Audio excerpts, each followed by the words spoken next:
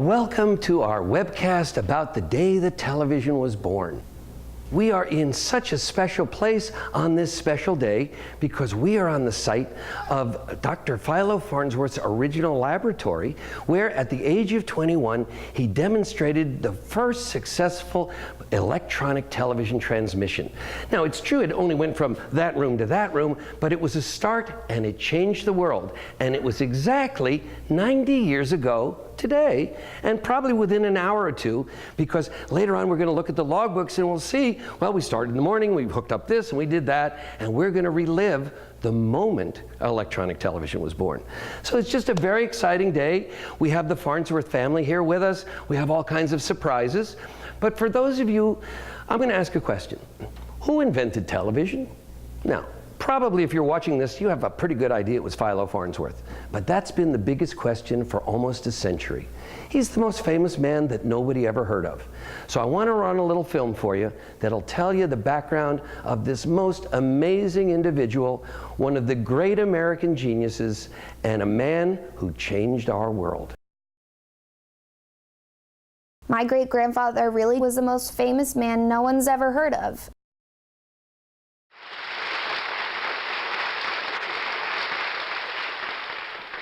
Now, we're not going to identify this contestant panel because to identify him would be to tip off his secret. We will call him simply Dr. X. Now, Doctor, if you will whisper your secret to me, we will show it at the same time to the folks out there.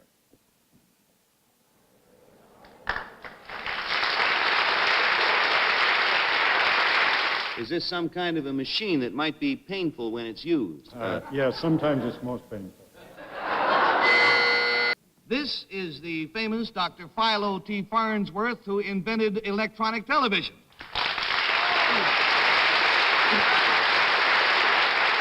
And, sir, how old were you when you invented television, or the first television machine as we know it today, first television system? I was 14. 14 years old. It's hard to imagine the world my great-grandfather was born into in 1906. No computers, no cell phones, no cars, no airplanes, and certainly no television. When he was growing up in a log cabin in rural Utah, his primetime entertainment was staring at the moon and dreaming of the future. An electric generator and a stack of science fiction magazines fueled young Philo's imagination. Then, in 1920, at the age of 14, while harrowing a field behind a team of horses, he had a revelation. If he could train an electron to do what horses were doing and go to the end of a row, turn around, and start over, he could send pictures through the air. The next year he entered high school, and he tried to talk his way into a senior science class by describing his dream of an all-electronic television. His teacher had no idea what he was talking about, but agreed to tutor him and saved the very first drawing of a television camera. By 19, Phil had attracted investors, built a lab in San Francisco, and proposed to his sweetheart, Elma. He says, there's another woman in my life. Well, before I could faint, he said, and her name is television. The only way I see that we would have as much time together as I'd like is if you work with me. How about it? On September 7th, 1927, with my great-grandma at his side taking notes, Philo successfully transmitted an electronic image for the first time. I was so excited I was dancing around, and Phil was, I knew from the shaking hands that he was very emotionally impacted. But he said, well, there you've got television. That was what he said. The backers said, Farnsworth, when are we going to see some money in this thing? Phil had painted a dollar sign on a slide, and that's the first thing they saw, was a dollar sign. By 1934, he was ready to demonstrate television for the first time. Philadelphia's Franklin Institute was overflowing with people wanting to see his new miracle. Although the screen was only about a foot in diameter, the crowds were transfixed and refused to leave. We didn't realize how hard it was to keep live pictures going on television yet. We had everything from trained dogs and bears ventriloquists and puppet shows. And there was one clear night, a full moon, and Phil turned it on the moon. And that got more of a response from the public than anything. The headline was, the moon sits for its first portrait. Take a picture of the moon above in May or June. Then you can make a love morning, night, or noon by the light of the same old moon. Take a picture of the moon on high when it. Popular Science presents a backstage preview of television, the newest miracle of modern electrical engineering. Technicians in the Farnsworth, Philadelphia laboratories have helped to make television, the dazzling dream of the decade, a practical reality today. Mr. Philo T. Farnsworth, shown at the right, is working on the image dissector tube, a photoelectric camera tube of his own invention that distinguishes his system of television from others. It is said to be responsible for the most clearly defined television pictures. Placed in the circuit of this receiving system is a funnel-shaped cathode tube. The round, flat surface of its bulb becomes the picture screen in studio monitor sets, as well as in home receiving sets. The image dissector tube and the cathode oscillite tube are the heart and brain of the Farnsworth system. Television engineers are now adjusting studio equipment to demonstrate the technical routine of broadcasting a television program. Max Factor Jr. has developed a new type makeup for television photography. The photoelectronic camera, being supersensitive to red, causes that color to be absorbed. Thus, red is applied to hollows and depressions of the face to eliminate heavy lines and also to produce highlights. While blue, which reproduces darkly, is used as eyeshadow. The facial makeup of the modern movie queen makes her a dream of loveliness, but the television star has the grotesque appearance of a circus clown. The new television makeup may give the camera a break, but the wearer's first view of herself is likely to break her heart, unless she has a sense of humor. In this camera is an image dissector tube. The camera lens picks up the artist as an image of light, causing electrodes in the dissector tube to emit electrons. Passing through station equipment, the electrons become radio impulses to be broadcast and picked up by receiving sets where the routine is reversed. The radio impulses becoming points of light that appear on the screen as pictures. 30 pictures are completed every second. These pictures are composed of 200,000 light points that strike the screen one at a time at the rate of 6 million points per second. Music and sound accompany the performer's action, both visible and audible elements going on the air in perfect synchronization. As the action is photographed from various angles, engineers at control boards select long shots and close-ups, editing the show as it passes instantly through the station's facility. Traveling with the speed of light through a maze of tubes and equipment, the show leaves the station's sending towers to be viewed by the television public, an audience as yet small and comparatively ignorant of the enormous research and experiment that makes it possible for us to see and hear people many miles away. The most fanciful dream of mankind is today a startling reality, destined to become the world's most popular science. The RCA said no person, no boy of 15 could come up with that complicated concept. So Phil went to the patent office and he said, we need a ruling on this. They asked Phil if he had told anyone about his television ideas. Phil's old chemistry teacher, Justin Tolman, produced a page of Phil's notebook where Phil had made a drawing of the camera tube. And so RCA had to give in on that idea. Therefore, they made a ruling that Farnsworth was the original inventor of electronic television. He said this is the first time RCA has ever taken a license. This would be the place for a happy ending, except for a tragic twist of fate. By the time a TV standard was finally agreed on, the world was at war. The US government shut down television development and converted the factories to produce radar. Phil was well aware that there was a war coming, that probably his patents would be expiring before that ended or right around shortly after. And this was very depressing to him. He had put his whole soul and life into getting television to the public. Phil Farnsworth continued to invent. He earned over 300 patents worldwide. If his atomic fuser had been successful, we might all be flying around in nuclear cars by now. He should be a household name, but despite a cartoon descendant on Futurama, he's not. Unfortunately, Philo T. Farnsworth never profited from his invention. He was squeezed out and did not participate in the growth and development of his beloved television. He refused to watch the damn thing. Then, on July 20th, 1969, a miniature version of his original image dissector was used to beam live pictures back to the Earth from the moon. We were watching it, and Neil Armstrong landed on the moon. Phil turned to me and he says, "Pam, this has made it all worthwhile." Before then, he wasn't too sure. As a child, I remember being cradled in my great-grandmother's arms, asking her to tell me about Philo and everything he had achieved.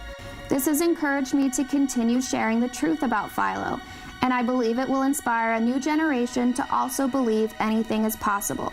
My name is Jessica, and I'm proud to be the great-granddaughter of both Philo T. Farnsworth and Elma Pem Farnsworth. Well, that's the story of the inventor of television. And today we're here to add a happy ending. And we have with us some of the holiest relics in the history of television. Now, in the course of my career, I did a lot of shows on the history of television. And one year I was working on the Emmys, and they were going to pay tribute to the 75th anniversary of television, and they were going to acknowledge Tom Sarnoff. And I said to the producer, well, you know, I have nothing against Tommy Sarnoff, but Philo Farnsworth invented television, and his widow, Pem, is still alive. She's about 96. If you're going to invite him, why don't you invite her? And they did. And I stalked her that night. I got to be honest with you. I looked for a lady in a wheelchair, and I went right after her. And we sat, and we had fun, and we told jokes. And every single person who walked by, I said, you know, this is the mother of television. It was her husband who invented it, but when he pointed a camera at a human for the first time, who do you think he pointed it at? And every lady who came in and out of the ladies' room, I introduced your grandma. And finally, Glenn Close came out. And she got down on a knee and kissed Pem Farnsworth's hand. And the lady who had the wheelchair turned to your grandma and said, "Weren't you embarrassed?" And your grandma said, "Not a bit." That was Pem. So that began my relationship with the Farnsworth family. I never met Philo Farnsworth, although I did spend some time with his widow and his sons, and I've listened to lots of stories. Today, I've invited 4 of Dr. Farnsworth's grandchildren and 4 great-grandchildren who also never met him. But we're here at the spot of his greatest triumph, and we're going to Skype the last remaining Farnsworth son, Russell, who's better known as Ski, to tell us what the real Phil Farnsworth was like as a person. There you go. Ski! What do you say? Let me chat him up while you guys do your thing. Sure. We're going to film in about 15, but It's kind of a scene here, Ski. I wish you were here. They're making. Well, I am away. Yeah, they're making a big deal about your dad. Well, it's the 90th, I guess. Yes, right? It is. Did you guys celebrate it when you were kids? Was September 7th a big deal? No, it's too close to Pearl Harbor. Can you say hello to Uncle Ski? Hi. There's Philo. We came here to Green Street on the 90th birthday of the biggest day that any of us can remember. And you're kind of the last person alive who we can ask this question to. What was your dad like? You knew him. We kind of didn't. But you can kind of fill us in. Well, you've seen pictures. Just imagine a guy who doesn't have his feet on the earth. His head was in the sky, but his feet were on the earth? And no, more his head was in the world of electrons. Yeah. Well, he was a science fiction addict. I could hear Mother reading all night to him from the various books that they subscribed to, amazing and fantastic. He loved that stuff. And Mother would be droning on into the night, reading it out loud. Eventually, though, when in Indiana, he gave it up. He stopped doing that because, as he said to me, he didn't have to read science fiction anymore because he's living it. Yeah. That's what he said. Yeah. We found an old pulp. This was an electrical experimenter from 1917, and as you can see, they predicted Skype. You would be on your telephone and you'd see the person you're talking to. Now, we have reason to believe, since he was in that barn in 1922, he would have seen a 1917 magazine, and this might have inspired him.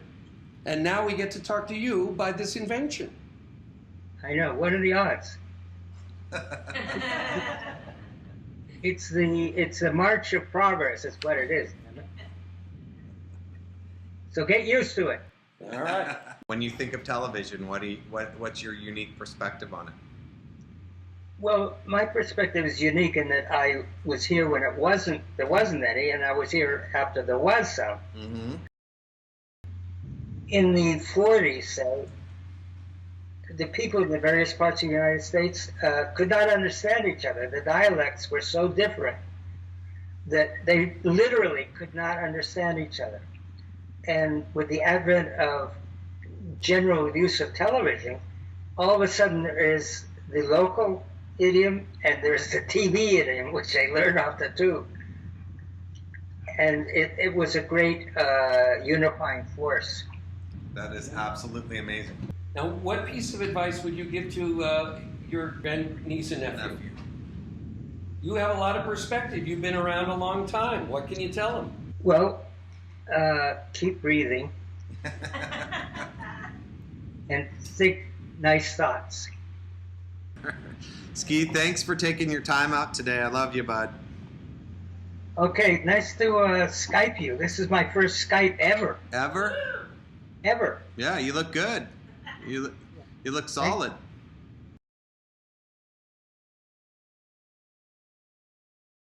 And over the years, I've gotten to meet Dr. Farnsworth's sons and his grandchildren and his great-grandchildren. And that's one of the reasons that we're here, is because they did such an amazing thing. And it was 90 years ago today that some guy named Farnsworth changed the world.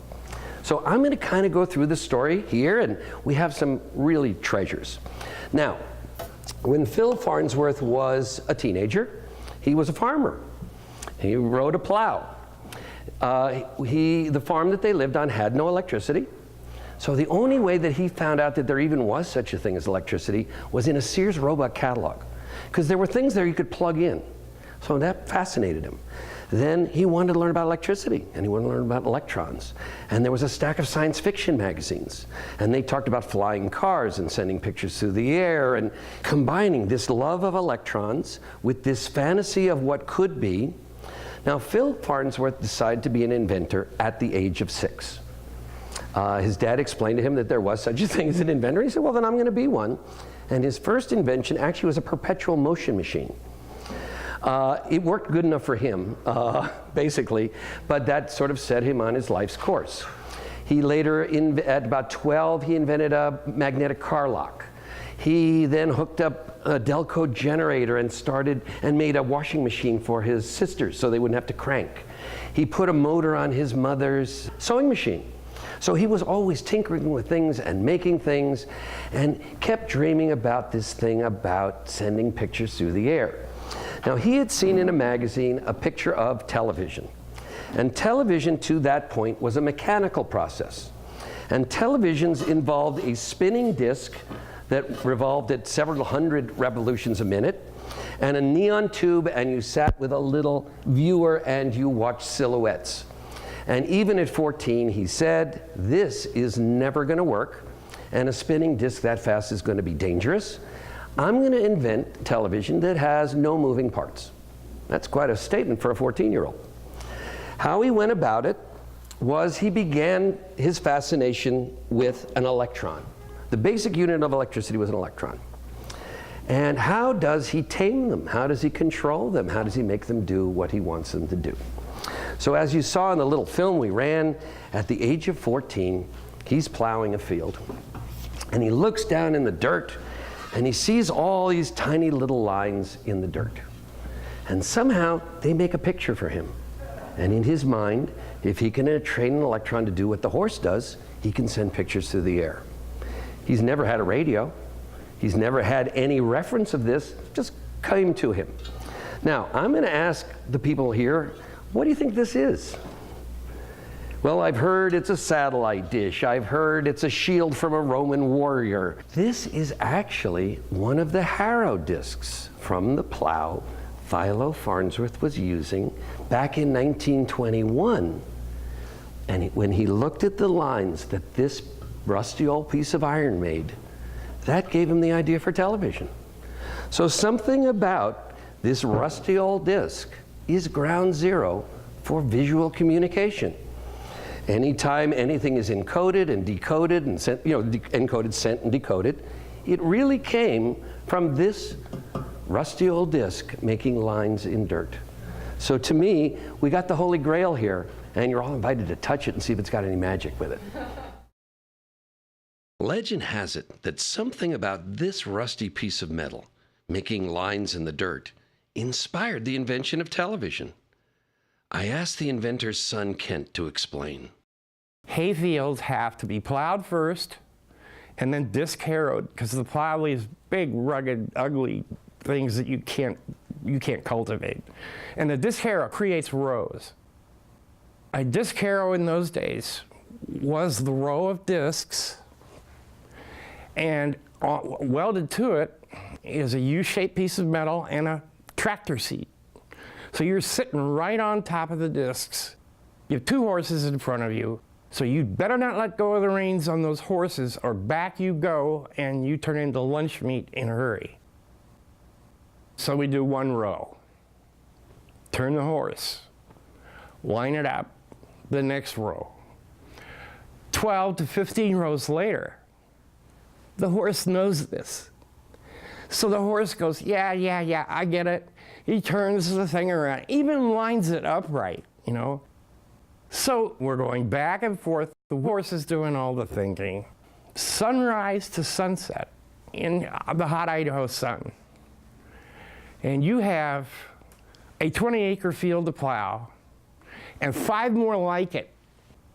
When I was a kid, I would say, burn me, stab me, kill me, don't bore me, please. Boredom is painful to a youngster. The antidote to boredom is thinking. And my father gets to looking, at all these lines in the field. He then put a picture down on it. He pictured an image with these lines.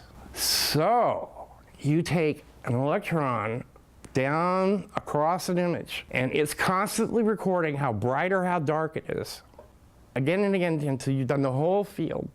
And bam, you come back and you do it all again, real fast. That's a camera. That's a television camera. I got this from the museum in Rigby, Idaho, when it closed. What is the likelihood that it is what they said? I know the people that started that museum. We went up there a couple of times fundraising for them. We donated some stuff to them. The people that I know that put the thing together couldn't lie if you paid them. And if they say it was on Louis Farnsworth's plow, that's good enough for me. So Kent authenticated the rusty old disc. I had indeed purchased an authentic piece of history for $11. Now, the next step, as we saw, was, okay, he's got this idea. How do you manifest it? How do you make it real? And he had not been to high school yet. So the next year he goes to high school, and he wants to take chemistry, and he wants to take physics. And the teacher says, no way, you're a freshman. He said, well, can I just sit in and listen? And Mr. Tolman says, okay, but just don't talk, okay? Well, after about a week, Mr. Tolman realizes this kid is smarter than all the kids in the senior chemistry, and he's got something going on.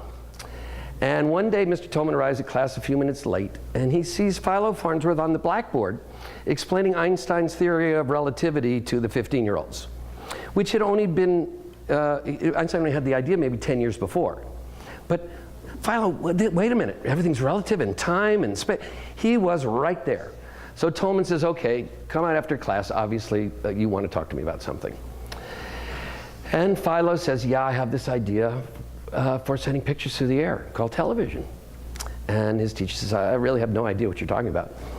So Philo draws this, the first drawing of an electronic television.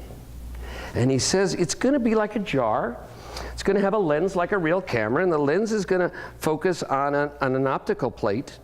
And then I'm going to make a chamber with electromagnets that will draw the image across one line at a time onto this electronic plate. And then those electrons are going to be fed out to another source and reassembled one line at a time. And the teacher said, I have no idea what you're talking about. He's kind of like radio with pictures, and he got very enthusiastic, and he got himself a tutor. And Mr. Tolman helped him in science and math, and English he wasn't quite there yet, but he knew the sciences down pat. But Philo only got 2 years in high school. He passed everything, he crammed everything in, and then he went on to college, because at BYU they had books, and where he was in Idaho there were no books. Unfortunately, after a couple years at BYU, his father died, and he had to drop out. He had brothers and sisters, he had a family he had to support, so he said, well, I guess I just better invent this television thing. So at 18, he starts working for the community chest in Salt Lake City, and he meets these two guys, and they're really impressed with this kid. And finally one day he tells them his secret, that he has an idea for television. And how persuasive this, by then he's 19, must have been. They give him their life savings of $6,000, and they send him off to Los Angeles to work on television. The reason they couldn't stay in Salt Lake City is they didn't have good electricity yet. All day it wasn't the same. Some hours it'd be good, some hours it'd be bad, and he kept blowing up his tubes. So he came, but the only thing was, you know, he was not going to come out to California and leave his girlfriend behind, his sweetheart. So he married Pam, and they left the next day, and they set up a lab in Los Angeles, and they began work, and a couple of auspicious things happened. The first was the cops came. Wait a minute, this looks like a still. You got all these bottles and all these tubes and all these wires, and he had to explain he was inventing television, and they said, we have no idea what you're talking about. The second thing was he blew up the lab. One little voltage irregularity and a big explosion, and they needed some more money. And George Everson, who was his big backer, brought him up here to San Francisco because Crocker Bank was up here. And old man Crocker had come out with the gold rush, and he was a gambler. And they presented him, and they said, you can get in on the ground floor of television. And he gave this 19-year-old $25,000. And Phil Farnsworth said, I will have you television within 1 year, which was completely impossible. 2 weeks shy of a year, Philo Farnsworth had a working television. In this lab, in this place, 90 years ago today, he did the impossible.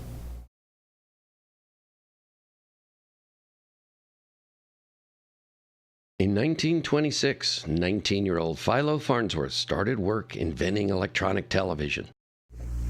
TV, what's that? Television was a word nobody knew anything about.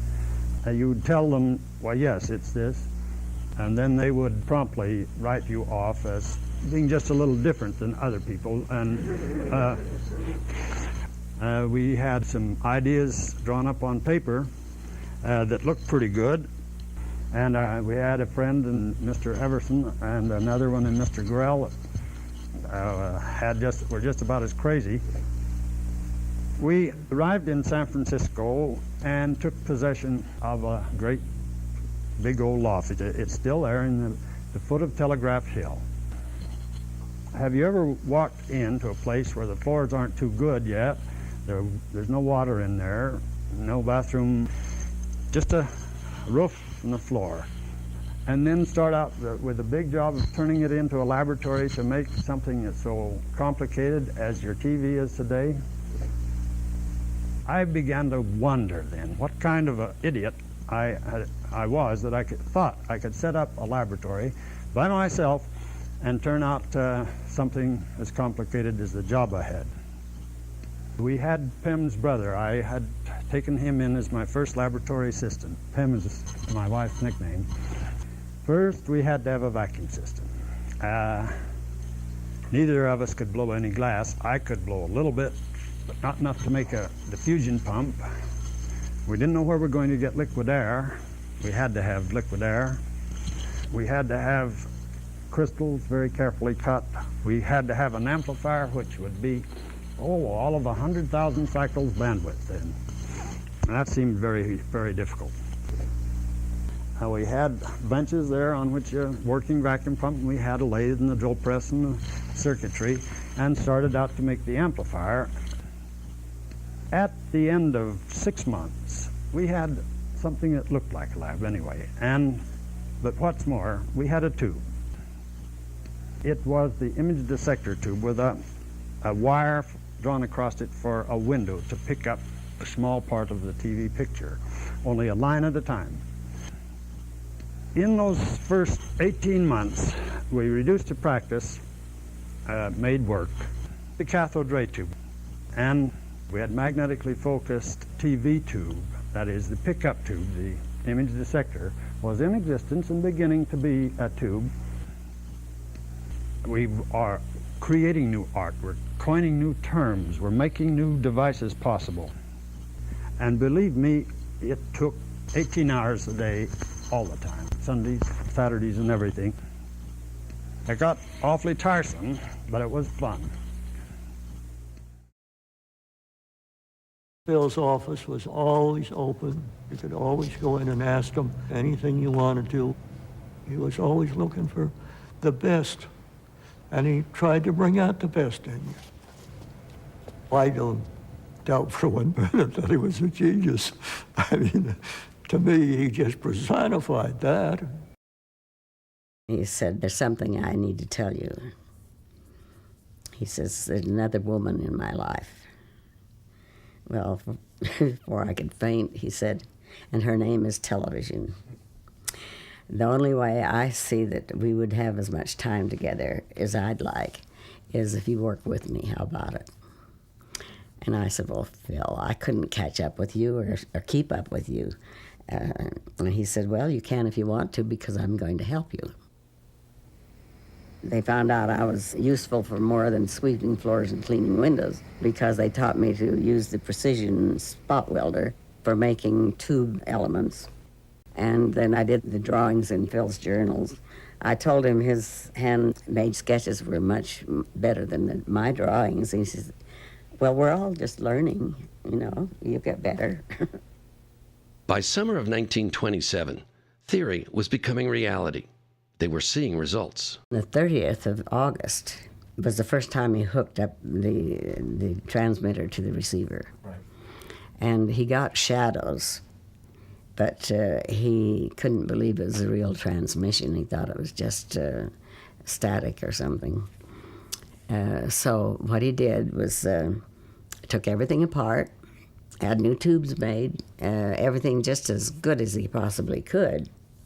And this is what he was turning on the 7th of September.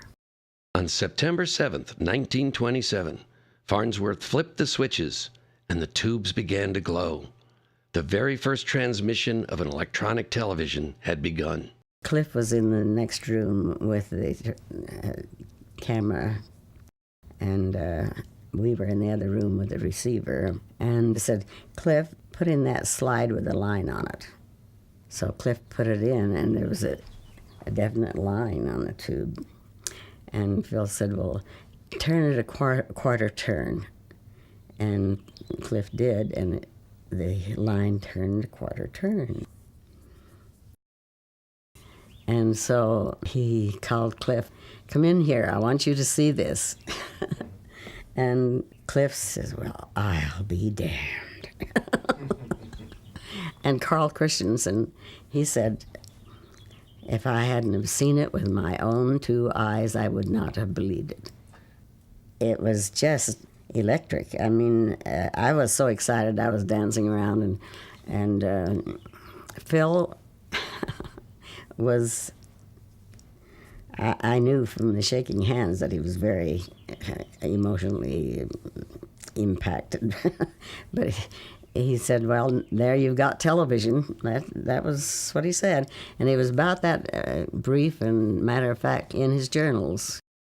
Well, I gave him a big hug, and Phil went to call George Everson because he wanted him to see this. So George was all excited about it, but he said, Phil, you'll need more than a line to show the backers. And Phil says, I know that. The backers were so eager to see some return for their money that Phil decided to play a trick on them. So he invited them to the lab and got them in the room where the broadcast would be received, and they had drawn on a piece of paper a $sign. And as they were sitting eager to receive this picture, on came this $sign, and this was his way of telling them that they would get their money back. And so that was when this Mr. Gorell, who was one of the backers, said, the damn thing works. About a year later, he introduced TV to the public and became a local celebrity. He was proclaimed the genius of Green Street. He had made the first steps on a long journey. Now he had to introduce his invention to a skeptical public. This tube, which you call an image dissector, is the television transmitting tube. Used with the lens, this tube is to television what the microphone is to sound broadcasting. Television is about to emerge from the laboratory to bring into your home news, entertainment, and material of educational value. It went all over the world. It was a big thing, you know. It's the first time anyone had ever transmitted an all-electronic transmission of television. And we are back at the Green Street Lab in San Francisco, where television was invented 90 years ago today. And we have with us some of the most amazing stuff that was here that day when television was invented. Now, we've talked a little bit about the camera, and I'll talk a little bit more about it.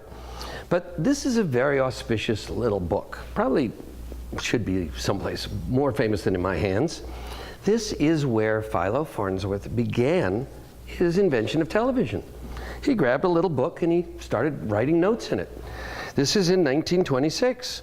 The first note is, well, with color, always keep the violet and the red together. Well, he was making black and white TV, but obviously the waves. But here, in May of 1926, he drew what would become the first television set.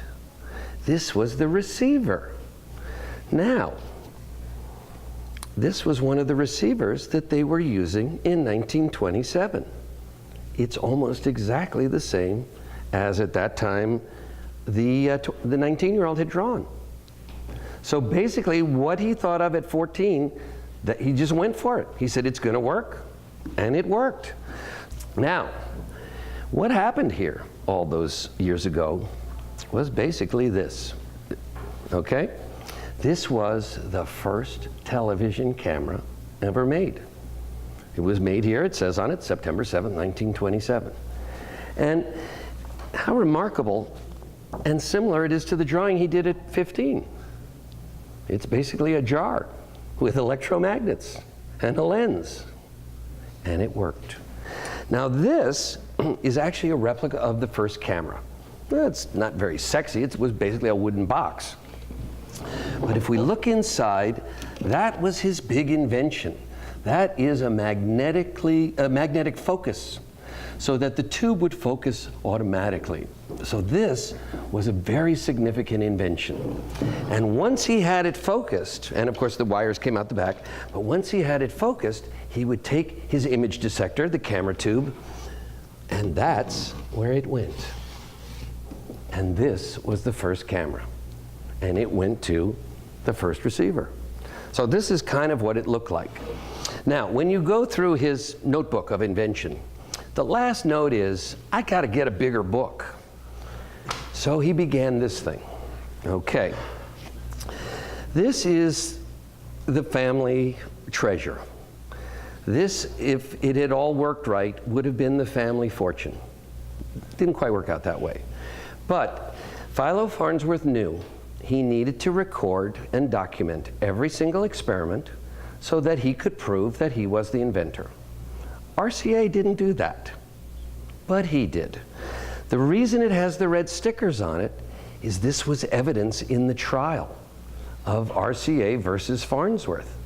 They said, there's no way a 21-year-old with 2 years of college could invent television. He said, oh yeah, here's the book, and here's the tube. Well, there's the tube. And he won. So basically, there he is with his two investors, Gorell and Everson. Gorell actually didn't have to put up any money to own 10% because he didn't have any money, but he was so enthusiastic they let him in anyway. And then he begins day one and has it notarized and signs every page of the invention of television. Every drawing, every schematic, every test that went well, every test that went badly. Day by day. Then he trains Pem to do the drawings. They change a little bit. They get actually a little better because now she's typing his notes so that he can spend that extra time inventing television. So we take this book and we go to the magic date. It's September 7th, 1927. We're in a loft on the second story of a big old building on Green Street. Actually, this one. And they're in a big room that actually is very much like this one, with the same windows. And he writes, the received line picture was evident this time. We could move the slide in all different directions and see it. He had invented television. He'd had the book, he had the tube, now he just had to win the court battles.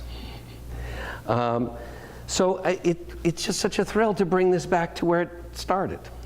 It is here today with us. Now, I have here I'm going to move his statue here, which becomes a later story. But I have a replica here of one of Dr. Farnsworth's first televisions.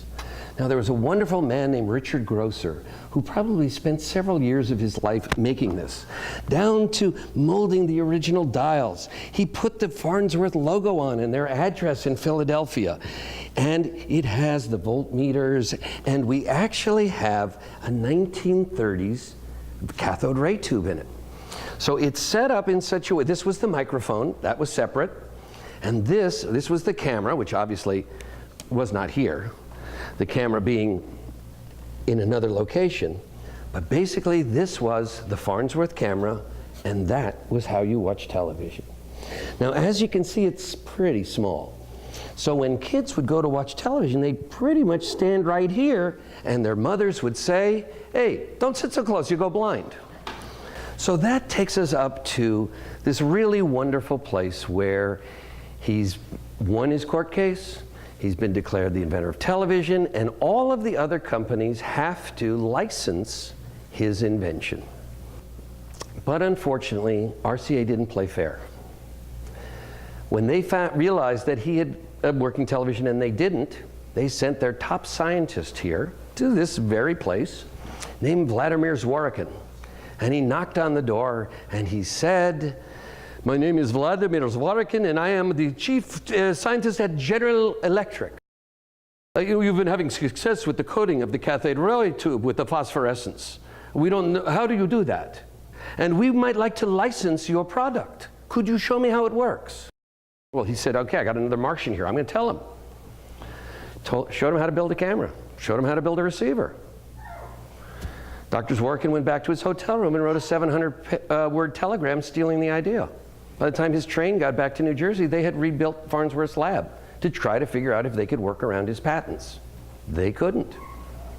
So then they took him to court. Well, we contest this patent. He could not have possibly done it. Well, it's another 3 years and a lot of lawyers' fees. Then he wins that, and they decide, well, there needs to be a National Association of Broadcasters. Everybody has to broadcast the same signal, everything else. That's another 2 years. So they basically just try to starve him out. Then, in 1938, they give up. They say, okay, we'll license your TV. You win. He gets the first check.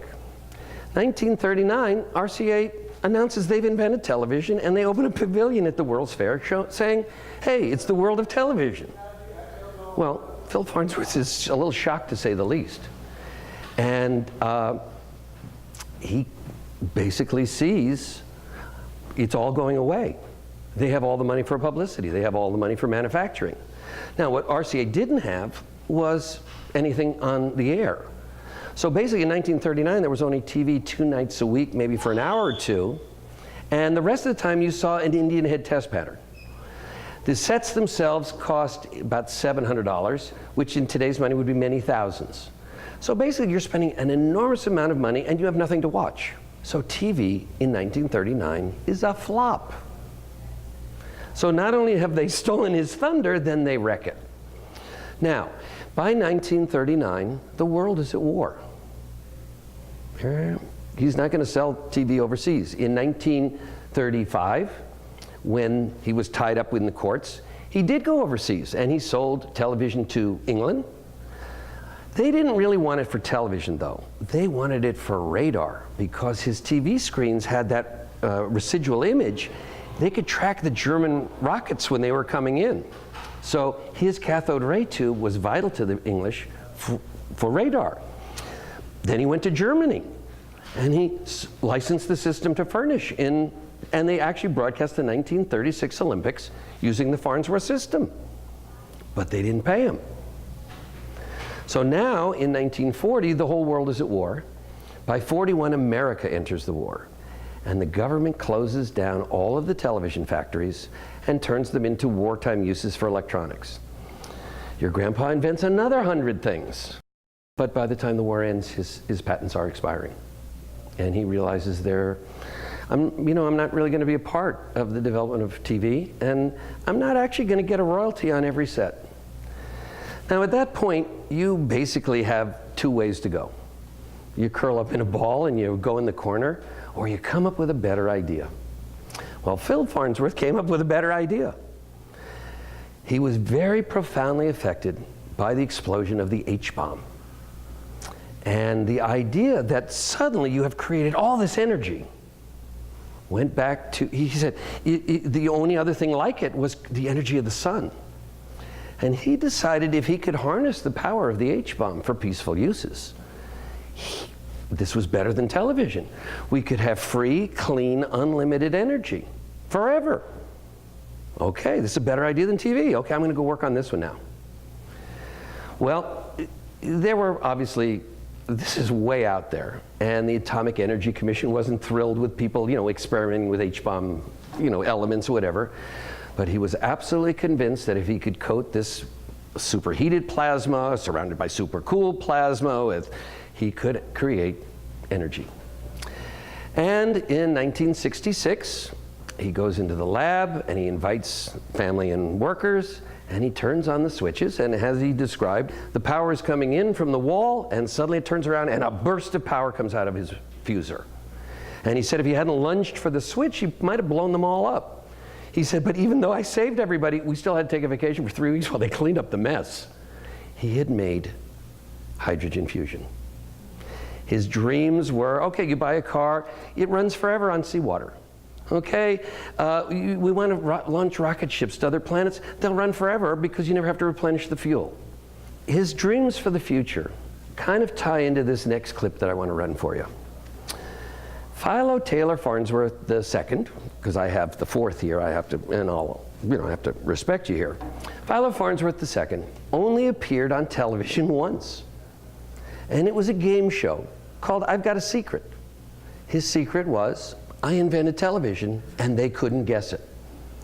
So I'm actually, your grandpa had a copy of the film in his basement. We went, we got it, we transferred it, and I'm going to run you the only time he ever appeared on television.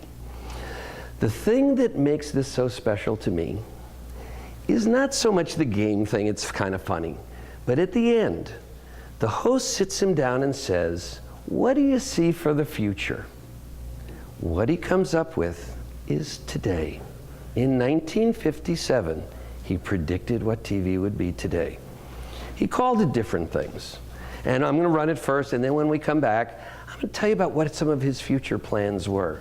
Some of the things that might have been if he didn't die in 1971 at 64.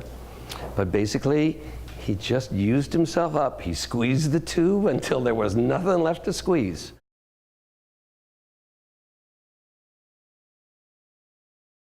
All right, now may we have our next contestant, please?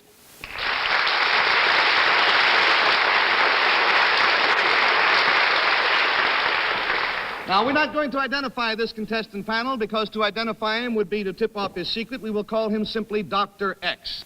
Now, Doctor, if you will whisper your secret to me, we will show it at the same time to the folks out there.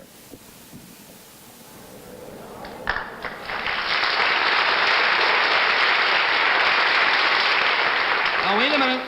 There is even more.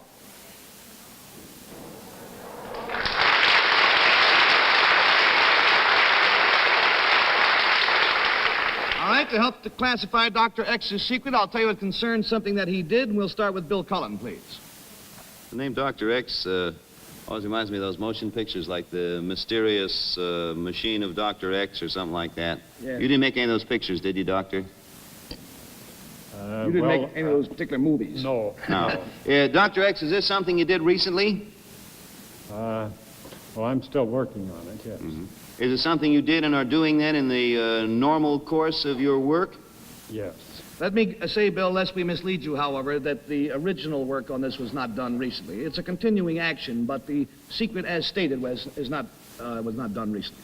Is there any object connected with this secret then, Dr. X? Yes, I think I'm quite sure there's an object. Do doctors use this object?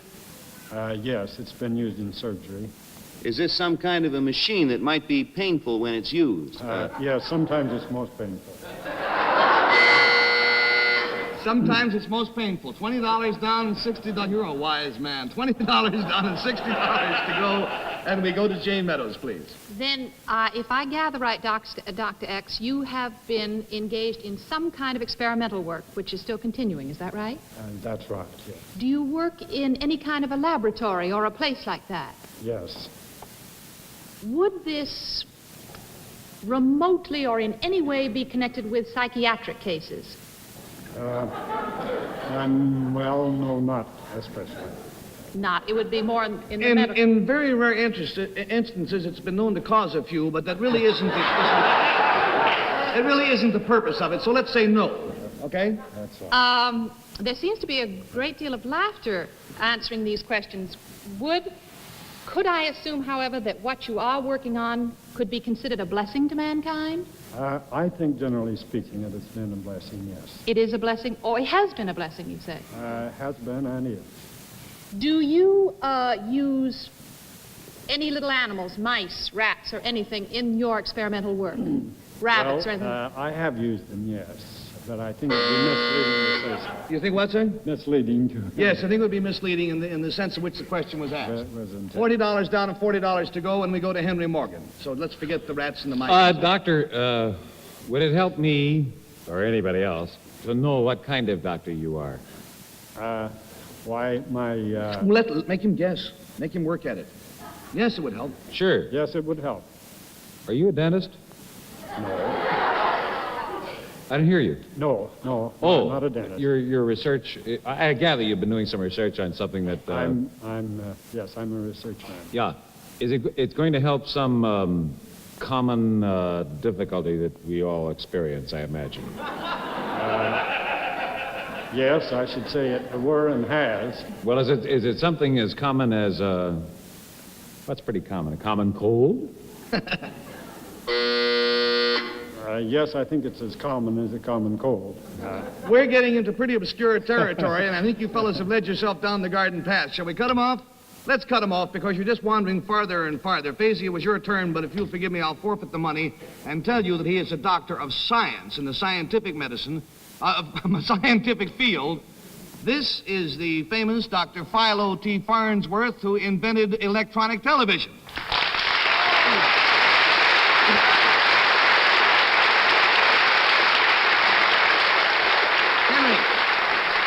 Doctor, truthfully, are you sorry? No, I'm not. Well, it's up to you. I asked him the same question. He said sometimes. He said sometimes. Now, he is, of course, the technical director of Farnsworth Electronics Company in Fort Wayne, Indiana. And sir, how old were you when you invented television, or the first television machine as we know it today, first television system? I was 14. 14 years old. As I understand it, sir, let me say first of all that when I heard I was going to meet Dr. Farnsworth tonight, I expected an old man with a long gray beard. I just couldn't believe it. Now, I'd like to ask you, there had been television sets of sorts before you came along, had there not been? Yes, there had been attempts to devise a television system using mechanical discs and rotating mirrors and vibrating mirrors. But all mechanics, all mirrors? All mechanical. And what was your contribution? My contribution was to take out the moving parts and make the thing entirely electronic. And that was the concept that I had when I was just a freshman in high school. He was the one who put electronics into television, which makes it possible for us to have whatever it is that we have now. And then, of course, as the machines developed, there were other people who made contributions, too. Oh, yes. There are literally thousands of inventions important to television. And how many patents do you hold, sir, in the television field? I electronics hold field? something in excess of 165 American patents. 165 American patents. Let's go from the past, sir, the not-too-recent past, to the future. What are you working on now?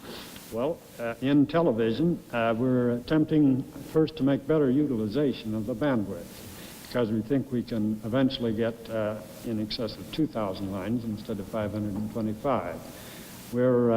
And do it on even narrower channel, possibly, than we're doing the present television. Which will make for a better picture, Make for a much sharper picture. Then we hope, we believe in the picture frame type of a picture, where the visual display will be just a screen. Then we hope for a memory so that the picture will be just as though it's pasted on there. And many improvements will result in the camera when you use such devices, because there's part of the scene that you can remember, and you practically have a memory file of it, and will simplify production of it. He's also working in nuclear fusion, which and some of the things he says that are going to happen, we're going to heat our homes, we're going to cool our homes, we will cook, we will run our automobiles, all transportation by nuclear fusion, and the future is unlimited. Is it true? Well, electronics really has had several offspring as a science and an art. One of them is nucleonics, and in the field that I'm essentially interested in now, or doing most of my work, is the taming of the H-bomb, the hydrogen fusion problem. Dr. Farnsworth, we could sit here for many, many hours and talk. Most fascinating man I've met in many a long year. But unfortunately, television being what it is, it's your baby and we're out of time. So here are your Winston, sir, the money that you won, and our eternal gratitude. I'd be out of work if it weren't for you. Thank you, Dad.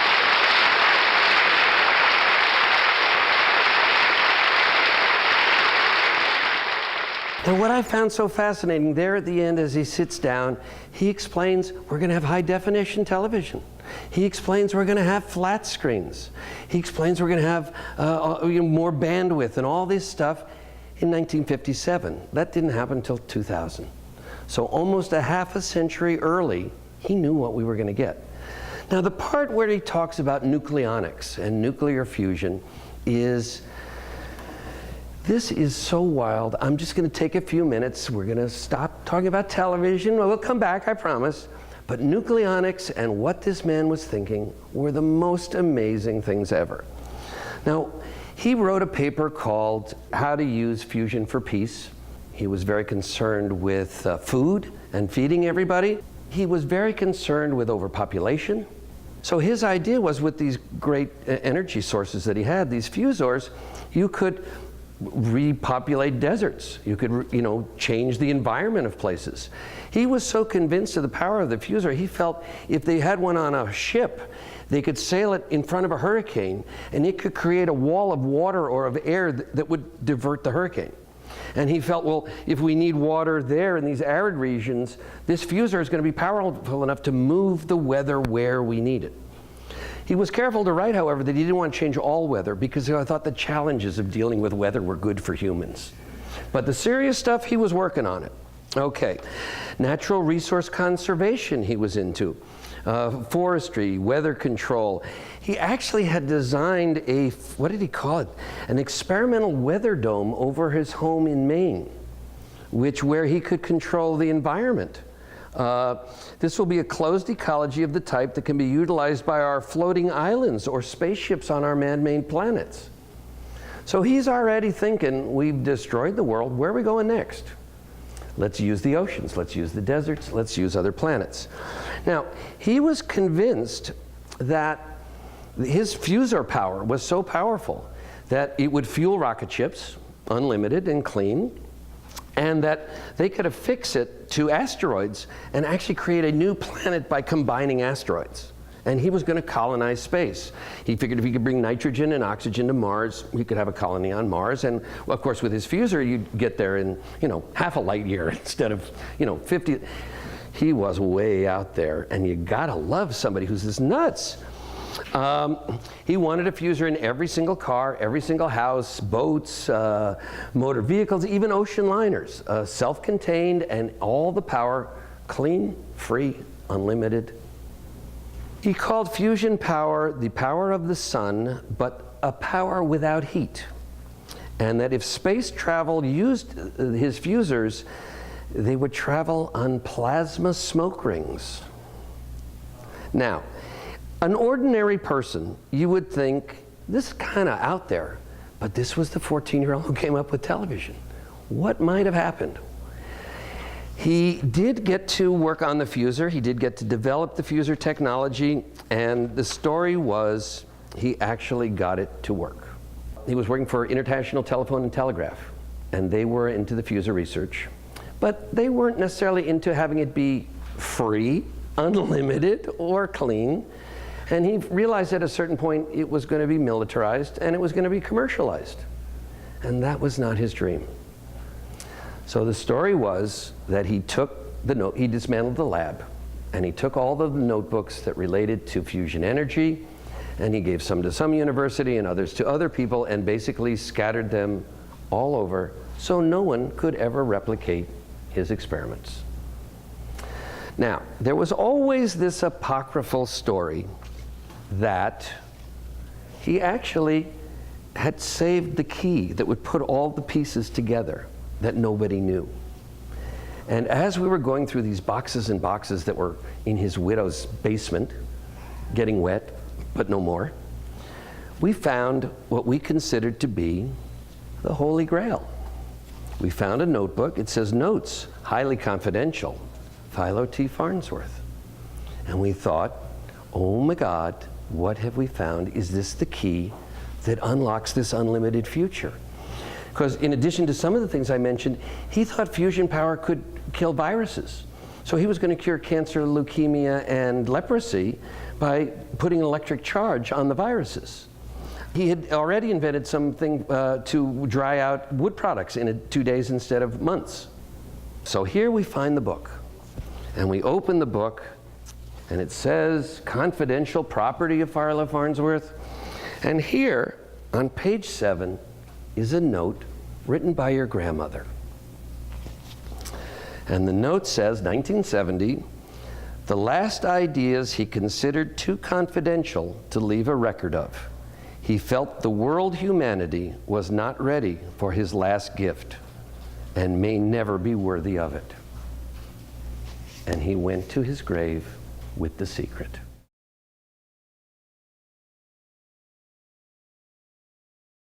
It defies reason why I should have the very first television camera and the disc that inspired it all. And it defines my destiny that I have the first television camera and the book and the disc. So anyone out there, we are looking for a permanent home, we're looking for a museum or an exhibit, but the most important thing we're looking for is we want it somewhere where some 14-year-old can hear this story and walk away thinking, maybe that idea of mine wasn't so crazy. Maybe I should pursue it, and maybe some other teenager will change the world because we keep telling this story. Now, there is a happy ending in that Dr. Farnsworth is not totally unknown. He has a statue in the U.S. Capitol. There is a statue of him in the state capital of Utah, and there's a statue of him right near here in the Presidio in San Francisco. He has a stamp honored with other electrical engineers who changed the world and didn't exactly profit from their genius. I want to take just a minute to talk about the mother of television. I told you a little bit before about the day I met her and teased her and all that. But this was a remarkable woman. She lived to almost 100.